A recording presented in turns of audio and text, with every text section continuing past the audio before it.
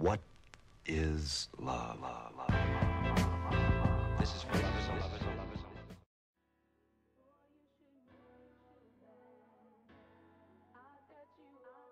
So guys, it took me a while to figure out what I was going to talk about with you guys, but talking to my friend, she was talking about, oh, how my hair grew long and blah blah blah, and I thought about it, you know, it's the summertime. So let me talk to y'all about my summertime secret. And I talk about this a lot in my hair journey video or whatever, but I just wanted to break it down so y'all can know what's really going on. Like, a lot of people ask me, how did you get your hair to grow so long, and blah blah blah blah blah blah blah. So here's the lowdown on the lowdown of what I do to get my hair to grow out long to the point where I'm comfortable with it and where I want it and where I feel that my hard work is paying off. So here's the summertime secret for me. I'm going to break it down step by step so y'all know exactly what I do. I've been horrible this year. I have used heat from January to June. So I'm not going to lie and be like I did my usual, because this year I took advantage of the weather. It wasn't getting hot. Like, it was not getting hot up until now. And what I do is, a lot of times I don't use heat in the spring and summer because I live in Georgia, so it's a place where it's just constantly hot, you know. So it wasn't no point of me straightening my hair a lot. But this summer we had a horrible winter. So what happened was, I straightened in January because it was cold. Of course, February it was cold. March is when I usually stop the heat. March, it was cold, so I was like, oh, might as well. April came. Not that hot. Straighten my hair again. May came. It was my birthday. A little hot, not quite hot. Straighten my hair. So I have been doing horribly as far as heat, and I won't even consider that horribly because it was once a month. It wasn't like once every 2 weeks like some people do, which I don't understand how you do that. But to each his own. So that's what I was doing. So now I'm back at it. I'm back disciplined and on my no heat routine. So let's go. This is what I do. Step one, I wash my hair. Wash your hair with a shampoo that it's really up to you. Some people say don't use sulfates. I say do what works for you. I use sulfates when I'm straightening my hair because I need to make sure that all that residue is out of my hair so I don't flat iron dirt and lint in my hair, which makes sense. So, but when I'm wearing my hair natural, I use Shea Moisture, Curl and Shine shampoo, or Beautiful Textures, or Trader Joe's as of late tea tree shampoo.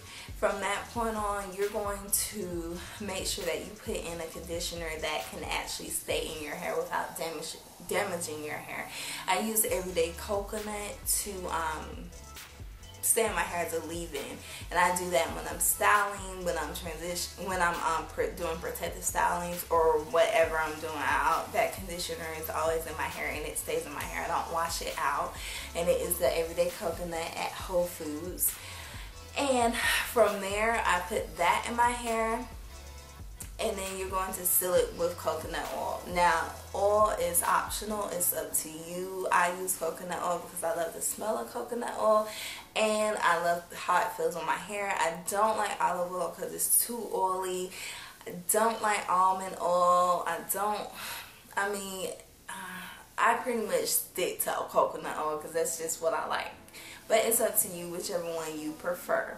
From that point, you're going to literally drench your hair in coconut oil. You're going to make sure that every strand is covered with coconut oil. At that point, you're going to do some little raggedy cornrows, which I do because I'm not a braider. I can do the cornrows, but I can't do them neatly, so the parts are all crooked, everything look kind of crazy. The whole point is to make it as flat as possible. And if you have a lot of hair like me, or if you have natural hair period, your hair is going to be thick, so you need to get it down as flat as possible for the wig that you're going to put on your head. And the reason why I say it doesn't matter if they're neat or not, because the more raggedy they are, the better, because a lot of times you're gonna have those moments while you're wearing your wigs, while you're doing protective styles, where you're like, you know what, I just want to wear my real hair today. But to stay disciplined, when you see those raggedy braids, you're gonna be like, oh, let me put this wig on. Because number one, if I take these braids out, my hair is gonna look crazy. I'm gonna have to wash it all over again, and I can't wear the braids as they are. So you're forced to wear your wig. It's like, for me, it's more so like it controls me. It's a control thing when I want to give up and just wear my hair out. So once you do your little raggedy silly braids like I do, no lie, they're not fancy at all. You figure out what wig you're going to wear. I have a lot of wigs. I don't invest in wigs. I don't buy very expensive wigs, because for me, I mean, you can buy an expensive wig, but for me, I switch them in and out. I don't wear a wig for 6 months. No, I might wear a wig for a month. And then usually by the time that month is over, that wig has had it. So, it really depends. I wear curly wigs. I don't wear too many straight wigs. I wear a short wig that I can barely fit on my head because it's a short wig, but I make that work when I wear that wig. And that's pretty much what I do. And the whole goal is to make sure that during that time, I mean, eventually, even though you have drenched your hair in coconut oil, your hair is still going to dry up. You're gonna take that wig cap off, and your hair is gonna look like I won't even say your hair. My hair has looked like, what the heck is going on? Because it's dry, it's raggedy, and also you don't want to keep those braids in for too long. I usually do 2 to 3 weeks. A month is if I'm really disciplined, and I can push it to a month, but usually I'm gonna do 2 to 3 weeks. And within that time, I'm gonna make sure that I'm oiling my scalp with additional coconut oil, putting additional coconut oil on the ends, just to make sure that it's not becoming brittle. You know, it's still moisturized in there, and it's still getting what it needs, but it's being left alone. And that's the key to hair growth, you guys. It is about as little manipulation as possible. It's about actually saying to yourself, I'm not going to expose my hair to any of the elements, which I have been doing all year, which I'm about to put a stop to, and I'm going to protect it. I'm going to make sure that it's moisturized. I'm not going to put these little fingers in it, because that's what a lot of times you feel like by two-strand twisting it and finger detangling it and doing all this fancy stuff we naturals talked about, that is going to make your hair grow faster, but it's really not. It's really hindering your hair. And I mean, if you really want to be real, because at the end of the day, if you just braid your hair and leave it alone and just give it the bare necessities, wash it when it needs to be washed, oil, wash, oil, wash, oil, wash. That's all it takes, just for a time period, not all year long, but usually in the summertime I start from, like I said, this time is different. Like usually I start from like maybe April up until October, like non-stop.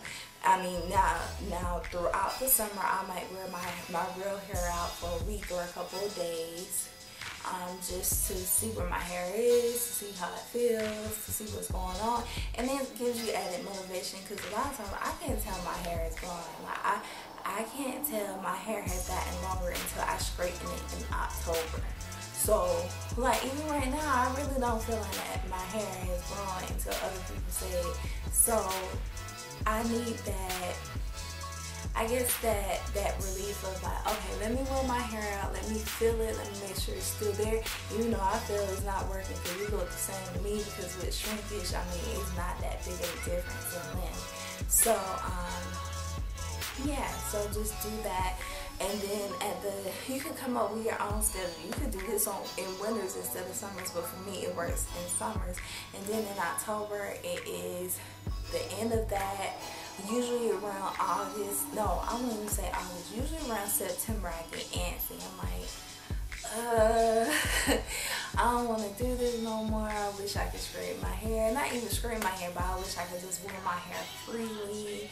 Dang, I don't feel like wearing no wigs. By then, the wigs done got all tangled and messed up, and I'm just tired of wearing wigs. And for me, I feel my prettiest when I wear my real hair, and it's usually opposite because girls feel they're prettiest when they have like the extra glamorous throwing. But for me, I just feel, I don't know, I just feel more like prettier because I know it's me, you know what I mean? So like I be getting into that mood like, like this wig, like it's getting on my nerves. But I just hold out until October. Usually around the first week of October, as of late, has been homecoming. And I'm not going this year, but it's just around that time when October comes, I love the fall. So it's just like, oh, it's time to turn swag up. I can't do this with the wig on my head. But usually I push into like that second week of October at the earliest, maybe the first week. Long as I can get to October, the month of October, and at that point you're done. You can wear your hair as freely as you want to wear it. You can use heat, not excessively, but you can use heat. You can pretty much do whatever you want to do, but it's just having that motivation to actually just stick to it and for you it might not be, I mean for me it's wigs because and during this time I do braids along with wigs. I do my own cynically twists, so usually every summer I do a mixture of wigs, twists, wigs, you know, so I can give myself just a mix. And usually I leave those twists in for about 3 weeks. I can never push it to a month for what reason I don't know, but that helps me through it as well. And that's pretty much it, you guys. You just have to stay focused on the goal. Like I can give you a limb check so you can see where I'm at. Actually right here. Sorry, my breasts are all in the camera. And as far as the back, if you can see from back. Sorry, my hair grows in the knees, so. The back, I'm actually, if you can see it, I'm actually right here at the tip top, right below my natural waist. I hope you can see it, man. Oh, come on here. Sorry. So bootleg, you guys, but I'm getting it together.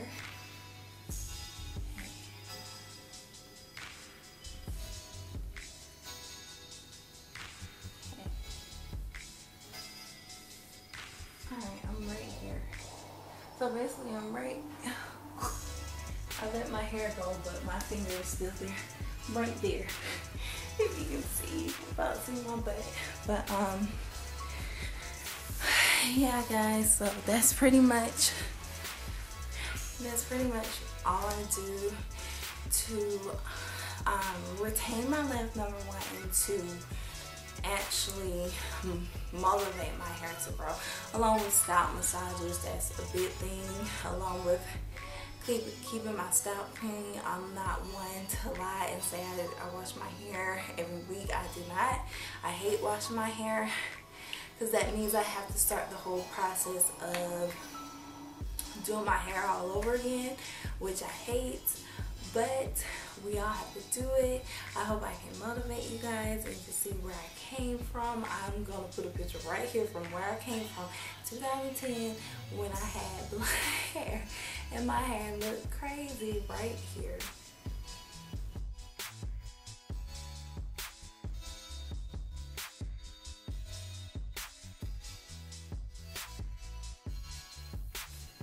It is. So as you can see, I mean, it grows, it's fine. This is a flexi right now on my natural hair, on my dry natural hair, keep that in mind. And yeah, I'll post some more pictures at the end of my hair straight now so you can see the length of it. I mean, to me it's not that much of a difference from last time you seen it, but you might see something differently. So I'll post those pictures right here, and I'll talk to you guys